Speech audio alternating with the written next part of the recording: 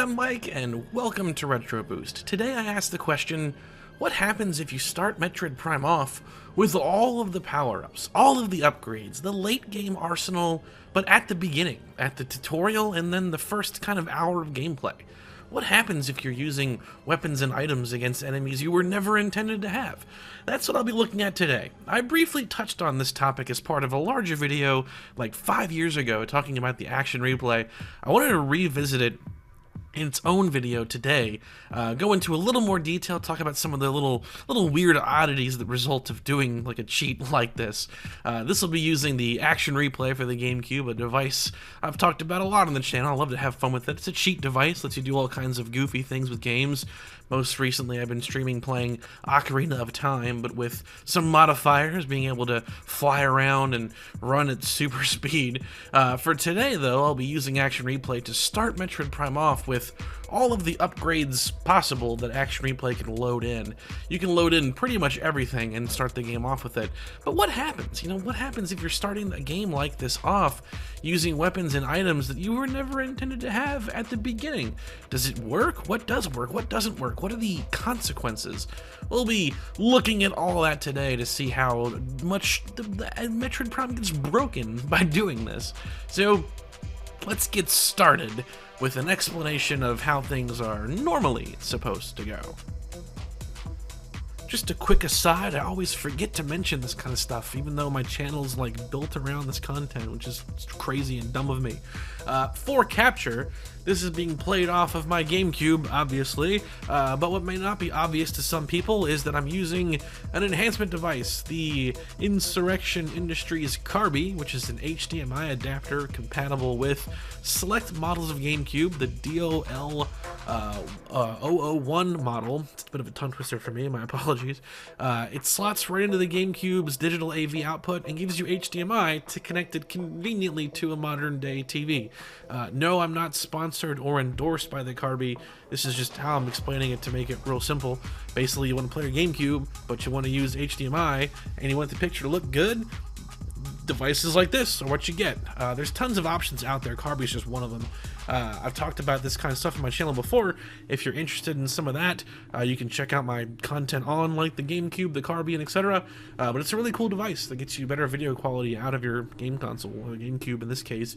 But there are tons of devices like this out there. The retro enhancement industry is a booming one with tons of cool gadgets to find. Anyway, I just want to specify how I was capturing and what it is. So let's get back to the topic at hand. Metroid Prime was the first 3D entry in the Metroid series. It embodies all of the basic design tenets that go into a Metroid game: isolation, exploration, and action combat. Although Metroid Prime's big twist on the whole formula for the franchise was to put you behind the visor, give you a first-person adventure experience. The way that Metroid games typically work is you start the game off, and as you explore the world, you gain new upgrades, new tools, new weapons, all of which open up new areas of the world to explore, and by the end of it, you're kind of traversing a large open world. There's an intended linearity to the design. However, you can break that linearity, and they call that sequence breaking. Some Metroid games offer far more sequence breaking than others. Super Metroid and Metroid Prime specifically can be just blown apart at the seams with sequence breaking. Games like Metroid Prime 3 are much more restrictive in how you're able to sequence break. It just depends on the game. But since Metroid Prime is one of those more unintentionally flexible entries, it kind of makes the whole experiment I want to try work a little better than it normally would. So the way that Metroid Prime is supposed to work, you have a tutorial level that takes you through the crippled space pirate frigate Orpheon, introduces you to all the game's main mechanics, teaches you how to shoot, explore, jump, scan. Then you end up getting all your power-ups taken away, a tradition that both of Metroid Prime games share. Samus losing her abilities at some point in the opening, a lot of which you have to recover, and then you find new ones as well. So you get kind of blasted back to level 1, and then as you explore the world, you kind of gradually get yourself back to where you were in the prologue, and then gain new abilities entirely. However, you can break that sequence of events. At the landing site that the game starts at, it's possible to do a very simple maneuver to get the space jump, which is effectively a double jump power-up, right at the beginning of the game. If you were playing the game kind of at your own pace with no prior experience, you probably wouldn't get that until maybe an hour and a half to 2 hours in. If you know what you're doing and you're kind of blasting through, it's like 45 minutes to an hour, maybe even less. But you can get it right at the beginning.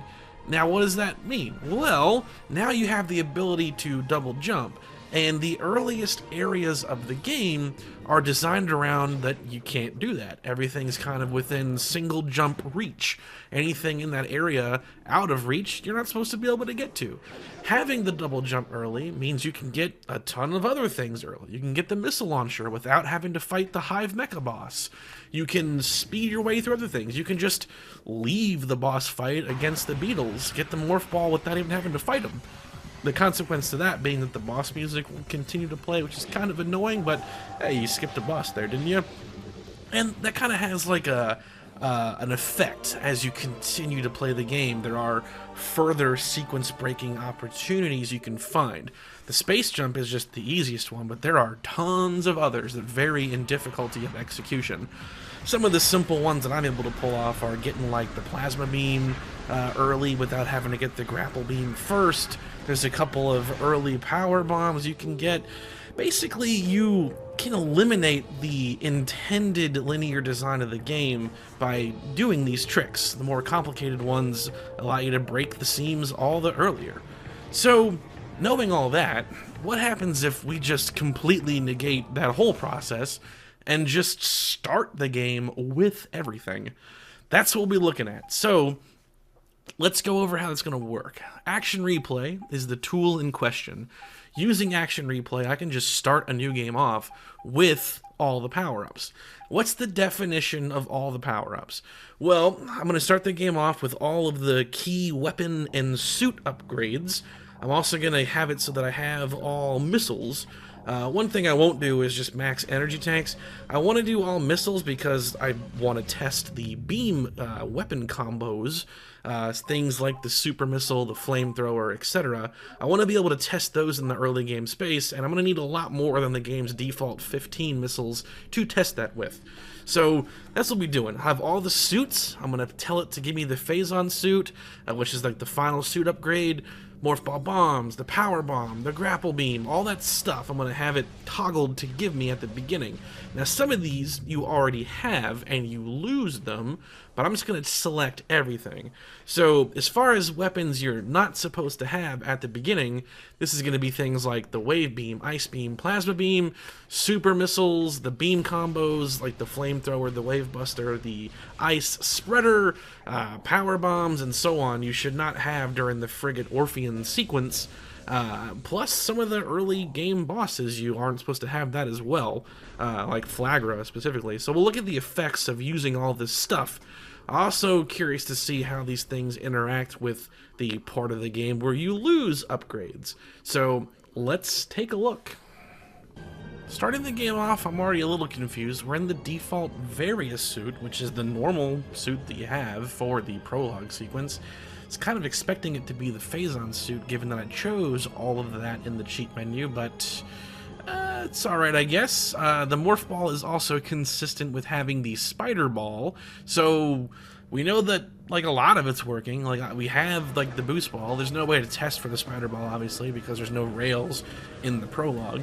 But seeing what else we have, everything's functional. The different beams can interact with the red switches, which is good. I was kind of expecting them not to work, to be honest, but they do. Additionally, we can also test the visors, and I talked about this in the Action Replay video, but I was really impressed that the thermal and x-ray visors, like, work in this area, because you wouldn't have these, obviously. So it's pretty fascinating that, you know, you look around and, like, the asteroids have, like, thermal signatures and you can see them break apart when you shoot them. The x-ray visor is also just as functional. Like, that's pretty wild to me that that actually works in this space. I did also take note of like some kind of invisible wall at some parts of the landing pad, like double jumping. I was clearly hitting something, which is pretty weird. I guess I'm hitting like the upper roof to the invisible barrier that you can shoot, but you can't shoot the part above you. It's just kind of weird, but it is really cool that, like, again, the thermal visor works. So far things are much more functional than I really thought they'd be. I kind of thought that the game would just crash when I first tried this years ago, doing the thermal visor out here. I was like, there's no way it's gonna work, but it both work. So let's press on and see what else is working or not working. Pushing further into the frigate, the other interesting thing is that weapons like the plasma beam can kill the parasites.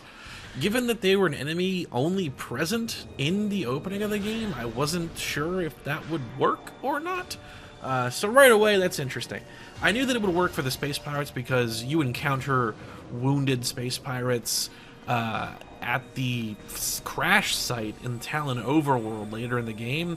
So these are probably the same assets, therefore weapons like the ice beam and so on would work on them, because I mean theoretically you could not encounter that group of enemies until after getting certain things. So that all works, and I expected it to. No surprise there.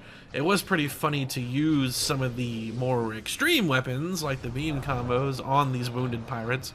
I'd send one flying into the roof when I used the flamethrower on them. Just the same, the super missile was also able to clear the debris where you're taught how to use the charge beam, which again, it's interesting like what does and doesn't work.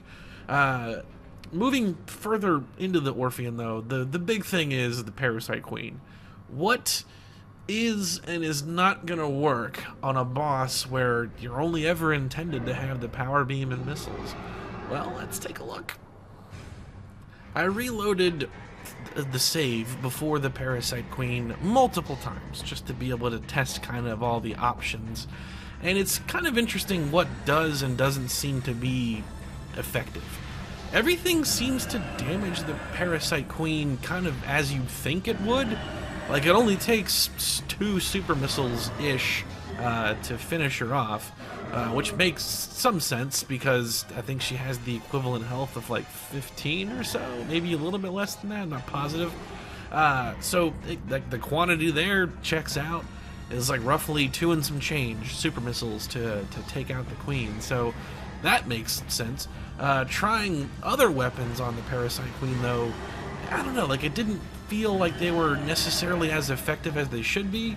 Everything seemed to kind of do the damage of a super missile-ish. 5 missiles worth of damage, basically. Like, I kind of thought that the ice spreader would be like a one-hit kill. But it's not. It did the effect worked, like it functioned, but you know, it wasn't like an instant fix. The irony here is that even though I'm bringing in late-game weapons, the best means of defeating the Parasite Queen is still just to mash the missile button and use the rapid-fire missile technique. So, cheats 0, Metroid Prime, the usual techniques 1 with this one. But it is interesting that you can at least try to use this stuff and it works. I wasn't positive if it was gonna even work or not, and like, yeah, you can. If you want to fight the Parasite Queen with the ice beam, plasma beam, whatever, it'll all work. It's just, funny enough, it's just faster to beat her through the normal means you have at your disposal. So that was interesting. Let's move on to the escape sequence. This is the first part that definitely feels like it benefits from you just starting off with all the upgrades. Obviously, it's really easy to blow your way through space pirates if you have the plasma beam and thus can just incinerate them instantly. No need for a prolonged fight with any of them. Just blow them away. Also, the boost ball makes the vents very quick. That's easy sauce with the boost ball. You can just blast your way through the vents. At one point, it kind of glitched and I got stuck on the wall for like a second. That was kind of weird. I mean, I'm cheating, so I guess some weird things are going to happen. Aside from that moment, though, it all worked fine, and being able to just boost ball your way through this makes this go really fast. Like, that's kind of a given there, that was going to happen. The other thing that was kind of funny is, with the space jump, you don't need to even use the grapple beam. You can just walk through the water and double jump your way right over and not even use the grapple beam. I mean, why? If you can double jump, just do that. so that was also pretty funny. So you could breeze your way through the escape having stuff like these, which isn't really a shock. I mean, come on, if it's a boost ball, it's going to make everything really easy. Where things get a little interesting, though, is what happens when the event where you lose your power-ups occurs. So Samus gets blasted away by an explosion, takes a big hit, and then all of her power-ups, except for the basic power beam, malfunction. Now here's where things get kind of weird from a technical level. So basically, if I didn't specify Action Replay to give me said item, if that was one of the items that was supposed to be malfunctioned in that sequence, it's still going to disappear. So if I tell Action Replay straight up when I'm loading cheats, I want the Morph Ball, I want the Morph Ball bombs, I keep them even though the game's telling me that there was a malfunction.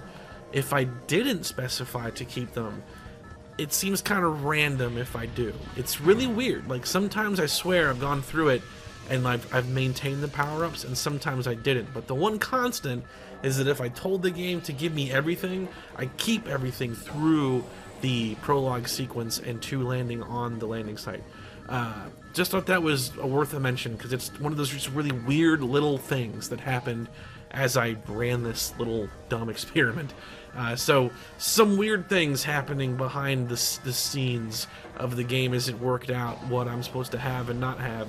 But bottom line is the suit. So we've been downgraded visually to the power suit. So that means that the Morph Ball would follow, right? Well, no. So before, we had the Various Suit and the Various Suit Morph Ball post getting the Spider Ball upgrade, having the green indented portions on the side.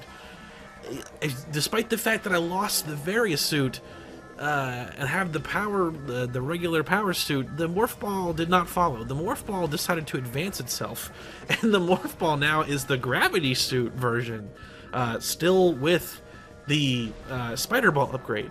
So, what the hell does that mean? Like, what am I wearing? Like, what is the active suit now? Well, let's do some experimenting there. So, easy enough to test. From the landing site, we can go left to where the crashed Frigate Orpheon is and just jump in the water. And I got full movement, so visually we've got the power suit, but functionally we've got the gravity suit. That is bizarre. But do we? Well, if I trek my way down to the quickest access point to Magmoor Caverns, we take heat damage. So we've got the gravity suit, but without the Various Suit before it. So somehow, this is crazy. Visually, it's the power suit, the level 0. We've got the gravity suit feature, and thus I charitably assume the damage reduction that comes with it. And then we don't have the heat reduction of the Various Suits, so it's not layering them. We just have 2 out of 4. We don't have the Phazon suit, but visually either. So that is really bizarre what has happened there. So this means that starting the game off without reloading cheats, it means our new objective becomes, well, let's get the Various Suit and see what that does. Is it going to just give me the Various Suit again, or is it going to propel me all the way to having the Phazon suit? Let's find out. So as we make our way to that journey, what are some other little oddities that'll pop up as a result of playing the game's first chunk with all these upgrades? Let's look into it. Okay, so let's turn our attention to one of our objectives, which is what the hell's going on with the suits. As I explore the early portions of Chozo Ruins, already having missiles means I can just take an immediate left into the area where you fight the beetles to get the Morph Ball. I was curious to see if getting the Morph Ball would trigger anything with the models being shown, like if it would like revert me back to the Various Suit version of the Morph Ball or things like that. That did not happen. It stayed consistent with the Gravity Suit version being what's visible. It is worth noting that having all these late game upgrades makes this whole boss encounter exceedingly simplistic, not to mention pretty funny and fun. You can just use the flamethrower and just kind of spin around and shred all the beetles that come your way. This is one of the few parts of the game that just throws like a ton of critters at you at once, and having something like the flamethrower makes this boss fight really funny and simple. You just spin in place and just blow them all to pieces. The plated beetle is an enemy that you encounter at later points in the game when you would already have your final arsenal, so I knew that there was nothing unique or special to be experimented on with this boss, so it's just an easy situation. The morph ball thing was what I was curious about, and it didn't fix anything, so moving on. The flamethrower drone bomb guy, I forget the name of this boss at the top of my head, but the barbed war wasp hive flamethrower drone thing is kind of the first boss that I was looking forward to seeing some of this with. I know that I'm omitting the hive mecha, but I can only withstand so many boss fights where you're just waiting for things to happen.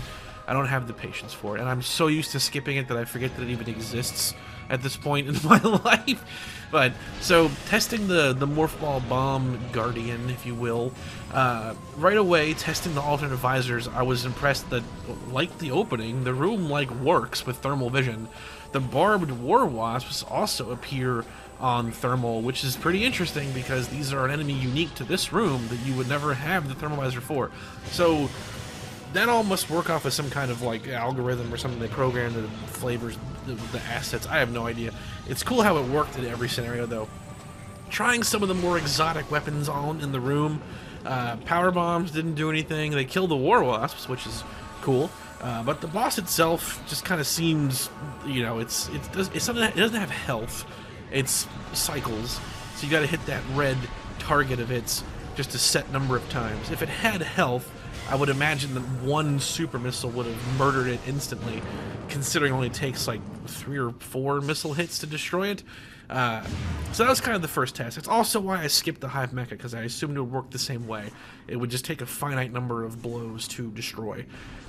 Getting the morph ball bomb, once again, I wasn't positive if that was going to change anything with the morph ball, and it did not. We're still in our weird hybridization of the power suit and the gravity suit morph ball flavoring. Now let's move on to Flaaghra. This is like the last of the totally kind of unique bosses where we're going to be having weapons that you would just not normally have. So I was curious to see what would and wouldn't work here. There are some quirks. So right out of the gate, the way that the Flaaghra boss fight works, you have to shoot these solar reflectors or solar generators, whatever they are. You shoot them, making them flip into an inactive position. Flaaghra then faints due to lack of energy, and then you use a bomb slot to do damage. Rinse and repeat for 4 cycles. The really weird thing is that the alternate beams will not mess with these dishes, which is the first time that I've encountered something where it's like, okay, that actually makes sense because you shouldn't have these beams here. So you can't use like the wave beam, the plasma beam, the ice beam to trigger these dishes to flip upright. That's pretty cool. Much like the other rooms, Flaaghra does also appear on like thermal vision and whatnot, like it's again functional, which is pretty neat. As far as damaging Flaaghra itself with the other beams, the plasma beams seemed effective. You don't damage Flaaghra like directly with the beam weapons, you're just trying to stun it. The plasma beam could do it. The ice beam seemingly can't. Thought that was pretty interesting. No matter how many charge shots and even the beam combo, the ice spreader didn't seem to do anything, which is weird because everything worked on the Parasite Queen, but only certain things work on Flaaghra. That's pretty interesting. Defeating Flaaghra, though, means we can get the Various Suit upgrade, and this is where I was like really curious to see what was going to happen when I get the Various Suit, you know, again. Like, what's it gonna do? Like, am I gonna get reverted to the Various Suit, or am I gonna advance to the Various Suit? Well, so the cutscene plays and we get the Various Suit. So we go from the Power Suit to the Various Suit. Now that makes sense because that's what I got here. I walked into the restaurant, I ordered one Flaaghra boss fight with the side order of the Various Suit, and I got what I paid for. Or did I? So here I am thinking, Well, this is the various suit that I'm wearing now. So, okay, the gravity suit function still worked normally. As soon as I went into the morph ball, though, things got real weird. Getting the various suit seemed to fix everything, because going into the morph ball, oh my goodness, I've got the Phazon suit on. What? And I first noticed that not by the morph ball, but actually by the hand when I was jumping down the shaft. And then look at that, we got the Phazon suit on now. So okay, I don't know why getting the various suit, like, quote unquote fixed that aesthetic. You'd think that if the game was confused about where I was, it's giving me the morph ball gravity suit version, you'd think that maybe it would give me the gravity suit aesthetically, but no, it just kind of snapped everything back into its place. And yeah, I've got the Phazon suit, I've got the heat protection of the various suit, we got the liquid movement of the gravity suit. It seems like getting that just kind of fixed everything, so cool. So that's where this little experiment ended for me, because at this point forward playing the game, it's really just the same as just doing like a really crazy sequence breaking run. It was those really early game enemies and bosses that I wanted to test all these late game weapons on. Everything else you encounter from this point forward are either enemies that you encounter at like multiple points in the game, including the post game, or bosses where you already have heavy weapons like the super missiles at your disposal. So that's where this experiment ends for me. I thought this was pretty funny stuff to explore. I wasn't expecting like the visors to work in every scenario. I thought that the suit confusion thing was pretty funny on like a technical level. So I hope you found this interesting.